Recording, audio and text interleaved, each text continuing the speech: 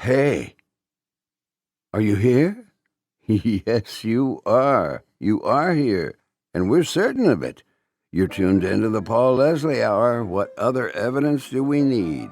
You know, we Americans find ourselves living in an extraordinary time. One person who may agree with that assessment is today's guest, Lynne Patton.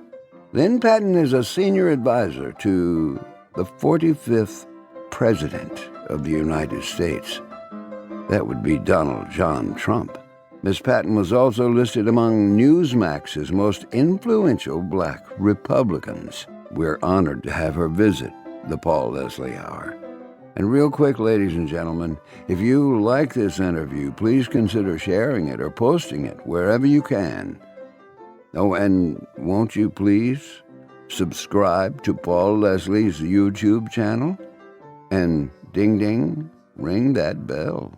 And with that, ladies and gentlemen, let us start this episode. Yes, let's listen together. Right. Ladies and gentlemen, it is our great pleasure to welcome this woman. She has come highly recommended. Lynne Patton is a senior advisor to the 45th President, Donald J. Trump. She has a lot of accomplishments, a lot of stories, and I must say, one of the best backgrounds I've seen in a long time. Thank you for being here. Thank you. Thank you. Thanks for having me, Paul. Great to be here. Absolutely. So it's a very exciting world that you're in, and there's things coming from two sides, the way I look at it. People who really, really love the 45th president. And then there's, on the other side, these court cases and a media that is just giving constant exposure to this. What is the mood like on the campaign? Well, I'm glad you asked that. I think it goes without saying that most of your viewers know that the more they attack my boss, the more he fights back. So this has truly driven sort of the narrative and momentum of the campaign for the past year or so, ever since they indicted him for the first case that you're seeing now, Alvin Bragg in New York. But, he will never stop fighting for this country. He'll never stop fighting for his family. He'll never stop fighting in defense of his name. And he'll never stop fighting for what he knows is right. And what we're seeing play out today in a Manhattan courtroom, no matter how salacious and tantalizing they try to make it sound, it has nothing to do with hush money. In fact, he already won that case. Your viewers, I'm sure, remember that Stormy Daniels was told to even pay his legal fees when she lost the defamation case against him. She herself has also said multiple times there never even was an affair. So what you're seeing play out in a courtroom today is, despite what the media wants to call it, it's not a hush money case. It's actually, for lack of a better description, a bookkeeping entry case that never before in the history of American jurisprudence has been a felony charge. The state of New York literally changed the law to make it a felony. They also changed the law to bring the case in the first place because the statute of limitations had expired. So they changed that. And, this was also known as the zombie case among the halls of the DA's office in New York City because the previous Bragg's predecessor, Cy Vance, refused to bring charges for this crime, quote unquote. The Southern District of New York also refused to bring charges. The FEC also refused to bring charges. And in fact, Bragg himself refused to bring charges over something so minuscule when he first came to office, which prompted a lot of prosecutors in his office to resign in disgust, and a lot of biased prosecutors, I should say, to resign in disgust. But as we are seeing play out, it's just the American people know better. They're not falling for it. They know that life was better with Trump. They were richer with Trump. They were safer with Trump. And as a country, we were stronger with Trump. And that's the priority of the American voter. Well put. Miss Patton, you have had some very interesting vantage points in your life. Right now, being a senior advisor, but then before that, everything from your experience with the administration, and then before that, the organization. I saw you called it one time on Twitter, Trump World. Could Yeah. you share with us maybe a personal anecdote to tell us what is that world like? So I've had the privilege, quite frankly, and honor of being in Trump world since I believe 2008, maybe even 2007, when I first met Eric Trump through mutual friends. I was going to interview to be director of his charity for St. Jude Children's Research Hospital. And it's funny because looking back, we now realize that our mutual friends kind of lied to us. He was actually looking for a personal assistant for him, his sister, and brother. And I was coming to interview for director of his charity. So our friends told both of us that we were interviewing for the exact opposite. And so it wasn't until like halfway through lunch that I realized Eric thought I was there to be his personal assistant. And then he realized I was there to be director of his charity. And so I always laugh now because I say, you really got me good, because Eric was like, look, you're fantastic. You have the job running my charity. He goes, but do you mind still doing some like personal assistant stuff on the side while we continue to interview candidates for this job? And I was like, sure, no problem. And he's like, don't worry, my sister, brother, and I, we scan all our own stuff, we answer our own phone, we did, like, you'll never have to get us coffee, like none of that stuff. And I was like, well, whatever, it's as long as you keep interviewing, that's fine. And then, I look up and 3 years later, I'm still like wearing both hats. So I always joke, you got me good, Eric, you got me good. But yeah, I mean, over the years, it's going on 16 years now. The family, particularly his kids, have become my best friend. Laura, Kimberly Guilfoyle, I count among two of my best friends. The boys are like brothers to me. Ivanka as well. She's fantastic. I just spoke to her the other day. They really embraced me as part of their own, inviting, I've been everywhere from the birthday parties to the bridal showers to the weddings to the baby showers to the hospital births to funerals. It runs the gamut. I'm always there, and they've been there for me. I would have to say that one of the biggest things that happened in Trump world was that they actually staged an intervention for me, Paul, in about 2011. I had relapsed while I was working with them due to a friend of mine, who had given me the number to a cocaine sort of delivery service in Manhattan. And that was a drug that I had dabbled with in high school, college. I never thought it was a big deal because I only did it socially, like maybe once every blue moon.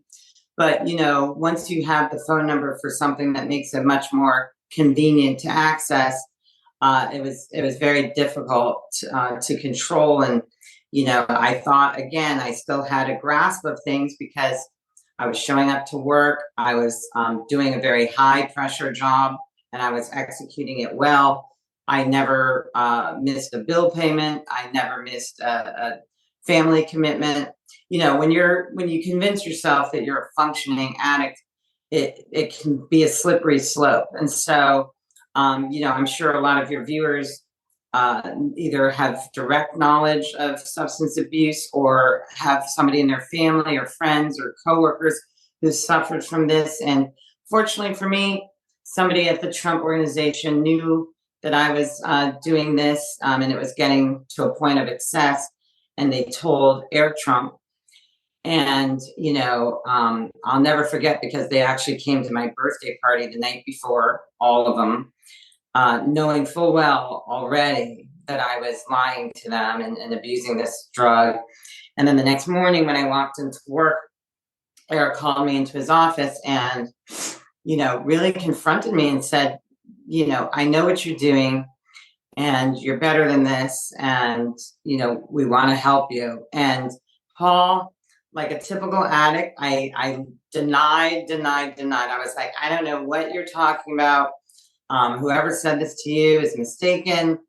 I'm fine. This is ridiculous. And then he started crying. And, and then the waterworks started flowing. And I just was like, wow, you're right. I need help. Turns out, my parents were on the phone. His wife, girlfriend at the time, Laura Trump, was on the phone. And then the next day, his brother and sister also, told me they loved me. And it was quite emotional. So, woo, Paul, you had me crying early this morning. But what I will say is, I don't think it's extreme for me to specifically say, I think they saved my life. And I'll tell you why, because maybe 3 or 4 years after that intervention, fentanyl kind of hit the streets around 2015, at least in New York City. And around that time, when we were on the campaign trail for the first election, our campaign, I look at the New York Post and there's a picture of my drug dealer on the cover, and because 3 people died from fentanyl-laced cocaine in Manhattan. And so I said, that could have been me for real. So, it's a personal passion of mine to share that story. I told it at the RNC convention in 2016, but also just the fact that we now see fentanyl crossing the border in record numbers under Joe Biden, over 27,000 tons since he took office. Fentanyl deaths have risen by more than 94% under his administration. This is something I take very seriously. It's something the president and his family take seriously. So it's an honor to sort of fight that fight alongside of him on a day-to-day basis. Thank you so much for sharing that story with our viewers. And of course. But he's a racist misogynist, according to the media, but he's going around saving a Black female. But, what do I know? Well, you're bringing up a very good point. A lot of people saw this image, video and picture of this young woman at my old home, Atlanta, Georgia, at the Chick-fil-A, and she wanted to hug President Trump. And then we have people like Snoop Dogg saying things like, I have nothing but respect and love for Donald Trump. It seems like there's a bit of a change going on in our society. What do you think is going on here? There is a seismic shift, and it's scaring the heck out of Democrats, as it should. Number one is certainly, of course, the basic reason. Like every American, Black Americans don't want to keep spending an extra $800 to $1,000 a month for the same standard of living that they had under President Trump, because that's what it basically boils down to in terms of gas, groceries, rent, or mortgage. But also, Democrats grossly underestimated the impact of that the southern border and illegal immigration would have on underserved communities. And when you have 11 million illegals coming across the southern border and, traveling to these sanctuary cities that are predominantly Black and brown, you're going to have conflict. You're going to have more crime. You're going to have less jobs.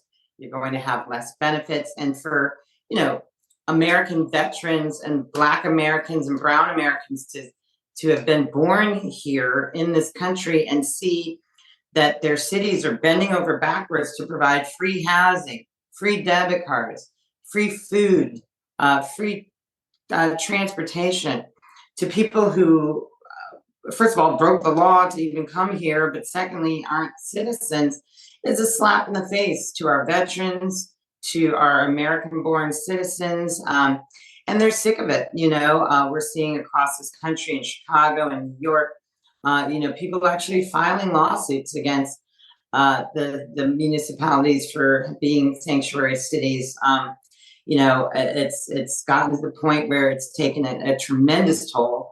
Never mind the fact that they see a party that is sending billions and billions of dollars to the Ukraine, to other foreign wars, without, again, prioritizing them. And Trump is here to say, like he's been saying since day one, Black Americans and Brown Americans come first. Americans come first. America first is our mantra. It will always be our mantra. We will fight to ensure that this president is reelected so he can put these communities first. We were just saying this the other day to Politico. In most races, political races, it's one candidate versus another saying, I can deliver X, Y, Z, my opponent can't. And then the other guy says, I can deliver X, Y, Z, my opponent can't. What they can't do this time around is say that Trump can't deliver this, because he did. He delivered the strongest economy in 60 years. He delivered the lowest crime ever, the safest border in American history, the lowest border crossings ever recorded in American history. So these are accomplishments that the Biden administration can't argue Trump is incapable of delivering, because Black and Brown Americans, like every other voter, understand that he did it once. They trust him to do it again. They're confident that he can do it again. So they are feeling very comfortable voting for him, knowing that, hey, I think we'd rather have mean tweets and no wars than what we're seeing now. Well, Lynne Patton, you've been so generous with your time. It's been great to speak with you. One quick question.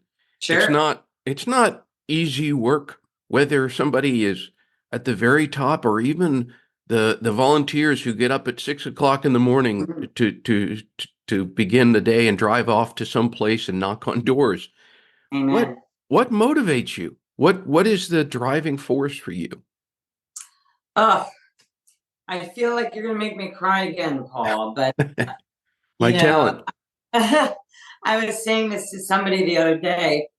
When we were talking about what's happening with the courtrooms and the indictments, I said, probably sometime in 2016, I said to Eric when we were on the road, I said, and this was when his charity was being investigated erroneously, when Trump University, all these things were being investigated. I said, why wouldn't you just move the Trump organization to Florida? Just reincorporate there.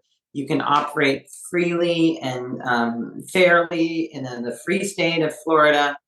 And this was even pre-COVID, but we knew that the laws in New York and the partisanship in New York was becoming so draconian that it was safer for the company to operate there. And I'll never forget what he said to me, and that was, Lynn, we would never do that, because not everybody from the Trump organization would be able to relocate there. And I've never forgotten it, because I obviously used to be one of those people. I know exactly the people that he was probably referencing that couldn't relocate because maybe they're taking care of an elderly relative, or maybe their kid is a senior in high school.